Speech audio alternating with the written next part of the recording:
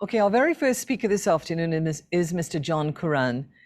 John is the Chief Executive Officer of the American Registry of Internet Numbers, ARIN. He's a senior executive for numerous fast-paced internet technology companies. He specializes in telecommunications and internet services architecture and design, security frameworks, strategic project leadership, and mergers and acquisitions. So let's welcome John Curran. I am here and attempting to start video, but I need the host. Here we go. Thank you, host. Good afternoon. I'm John Curran. I'd like to thank the honorable ministers, distinguished guests, ladies and gentlemen, for having me speak this afternoon. I'm going to give a brief presentation, sort of talking about what an interesting world we live in and how it creates the need for important movement of digital transformation post-COVID. I'm going to try to share my screen now, and hopefully that will help things along. Is everyone seeing my screen? Yes, we are. Very good. Okay. So just very briefly, ARIN is one of the 5 regional internet registries. It serves the global internet community. The 5 of us work together to coordinate the internet address space, that which allows all the devices unique identifiers to talk to one another. Collectively, each RIR is one of the 5 that handle it. Collectively, we're referred to as the Number Resource Organization, and we're dedicated to contributing to an open, stable, and secure internet. Because we're involved in every corner of the internet, if there's a piece of the internet, it's numbered by addresses provided by an RIR. We have sort of an interesting perspective, and I'm sharing ARIN's perspective here, but recognize that we're seeing these developments happen globally. I guess the most important things people need to think about is that the internet is a remarkable evolution of technology. It started out as a lab project. It started out as the ability of computers to talk to one another among researchers, communications professionals, academics. Over time, we got the ability to send email to one another and access websites, but it was still a communication tool as opposed to an infrastructure. And the most important thing to realize is in the last 10 years, the internet truly has become an infrastructure. It's more than just the email or the website you use. It's being used by companies, by organizations, by governments to change how they do their work. Now, we saw quite a bit of this. Anyone who's watched what's happened to various industries, when the internet came along, suddenly how we booked travel changed, or how people worked with their bank or their financial advisor changed. And so things got automated, but it was uneven, okay? The problem was that, one, not everyone had internet, and even that remains a problem today in some places. But 2 is that it takes an investment to benefit from this technology. Now, one of the things we've seen is that connected devices has gone up dramatically. Yes, it is true we still have an unconnected world. Not everyone has the benefit, but the combination of mobile phone technology and the ability to have internet access on those same devices has meant the internet has reached corners of the globe that we hadn't quite expected. And so just prior to the pandemic, I would say we were on our way to making use of the internet as a transformation technology globally, but there was still resistance, obviously. We didn't have full connectivity, and as I said, it takes investment to leverage this.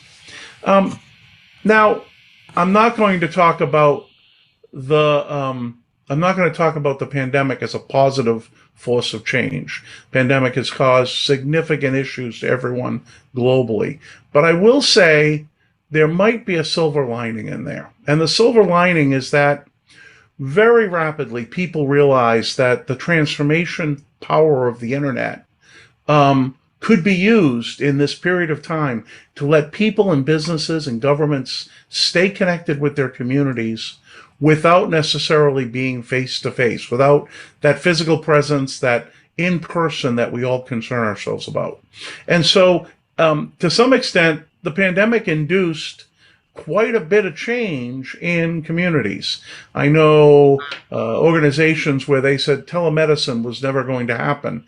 And suddenly we have telemedicine because, well, we required it. It was necessary. We had businesses that said we can't do our business over the internet because we require documents or face-to-face, all of which found workarounds. So, in fact, there has been a change. The holdouts to digital and process transformation have had to face the realities of a pandemic, and that's creating a huge demand for digital skills, digital competency, and it requires an active thought about how to make use of the internet, where we've all adapted to the fact that we have a pandemic, and we've all adapted to the fact that we have to function using the internet to get our job done. But it's now time to face some of the realities. We need to make sure we understand the regulatory approaches that have to follow that, the legislative frameworks that have to follow it. The fact of the matter is that as we move everything onto the internet, sort of without choice because of the pandemic, we have to think about the fact that the internet is not much different than the real world. Things that we experienced in the real world, cybercrime, for example, happen on the internet.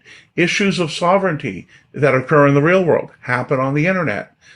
Digital privacy, the divide we face in the real world happens on the internet. So we have had a crash course in accommodating our businesses and our functioning to the internet because of the pandemic. We need to now, governments need to think about what that means, because the slow and modest pace of internet adoption has taken a crash course in the last 2 years. And now we need to quickly catch up, because our usage has an adoption of the internet has grown much faster than necessarily the frameworks behind the scene to keep the internet safe. There are real threats out there. The sharp rise in cybersecurity incidents around the globe, people should be paying attention to. These are very real events. And there's people out there and false information that's just not just information used to influence people, but there are websites and email that would take users and divert them, thinking they're talking to a legitimate business or a legitimate government, and in fact they're fishing for information or they're leading them on a scam. And so these are very real issues that it's now urgent that we come to grip with. Bevel, who works for us at ARIN and has quite a bit of experience, he noted the same thing. Everything that you see in the real world is sitting on the internet. It's a quite an unprecedented opportunity if we can tame it and make sure these things don't end up dominating the cyber landscape. Now, there is an opportunity here. It's been an opportunity that's been before us, but now it's quite pressing. There is now more than ever the need that governments step forward and decide how this internet technology will be used, because it is being used. It's becoming stitched into your economies, whether you like it or not.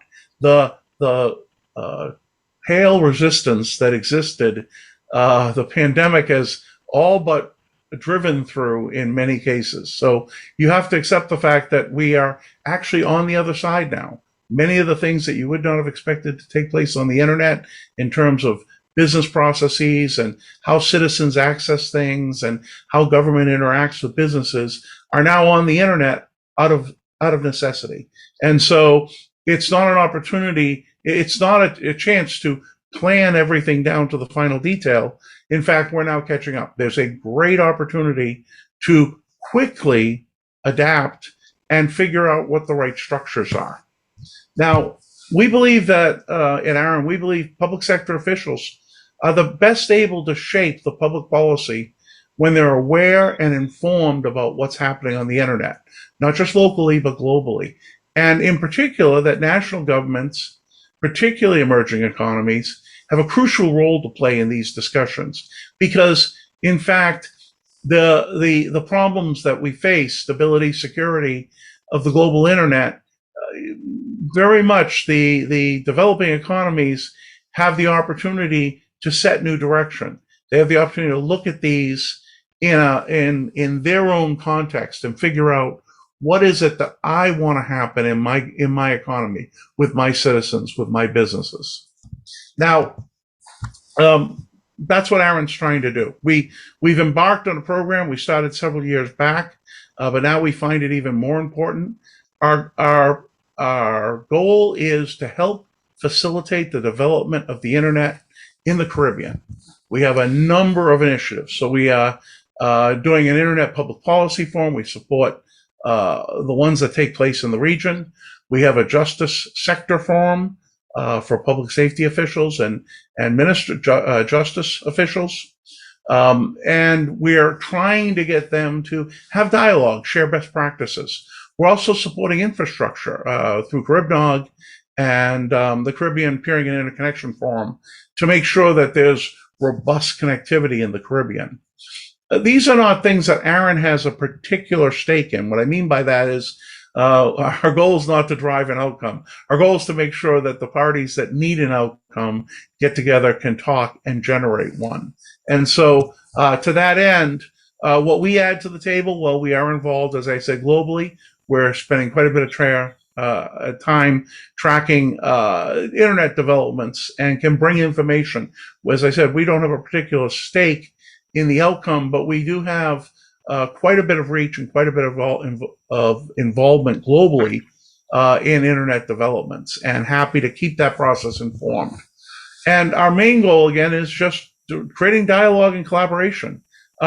We see by creating forums for people to come and talk about this that hopefully they can come up with solutions which are now more needed than ever, given that everything has moved to the internet in a post-pandemic world. The fact is that our goals are increasing Caribbean participation in our own community. We want to make sure that ARIN's policy on how we administer our numbers is well informed by the folks in the Caribbean sector of our region. We'd like to make sure that internet public policy development continues, that the policy development that's happening happens in an informed basis around the globe. We want to make sure that, to the extent that there are shared positions, that there's insights that come out of the Caribbean or individual governments with respect to how they want the internet to operate, that those get represented globally. And so we're listening with an attentive ear. And we want to foster interregional collaboration. We're capable of amplifying any discoveries or wisdom in the Caribbean and help give it a voice in the global framework. I don't want to take too long, but I do want to leave you with the idea that that's what we're focused on, is we want to facilitate these conversations that take place. We want to make sure that people have the opportunity to know not only that that the Caribbean is in a position to consider how it wants the internet to operate in the Caribbean, but also is in a position to lead. To some extent, you have the opportunity to have these discussions in a smaller context, in a better, more informed context. It's hard for some of the large established places of the globe to try to think about doing things differently. You have an opportunity to look at it a fresh look, driven by the circumstances post-pandemic.